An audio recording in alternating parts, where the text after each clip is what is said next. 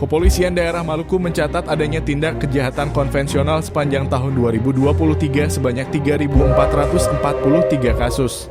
Tindak kejahatan konvensional itu mengalami peningkatan 8,9% dibanding tahun sebelumnya yang hanya terdapat 3.070 kasus.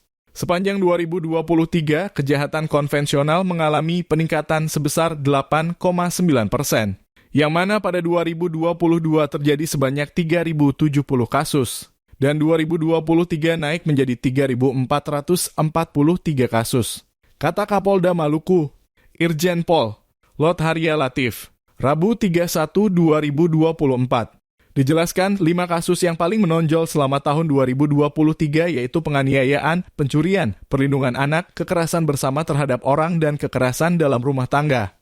Kemudian kasus lainnya yakni penyelundupan senjata api dan amunisi ke Papua. Kasus penganiayaan yang sangat mendominasi ini pemicunya akibat minuman keras. Saya kira kasus-kasus yang menonjol ini perlu kita sikapi bersama. Kemarin kita menggagalkan penyelundupan senpi dan amunisi ke Papua juga, di mana perkara ini sudah berproses dan sudah tahap 2 dan sudah dilimpahkan ke pengadilan, terangnya.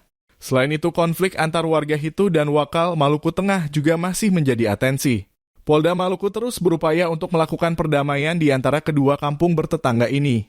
Kita juga masih melakukan pengamanan di sana, dan memang di Provinsi Maluku ini ada beberapa daerah yang masih terjadi konflik berulang, tapi semuanya masih bisa kita tangani dengan cepat, tandasnya.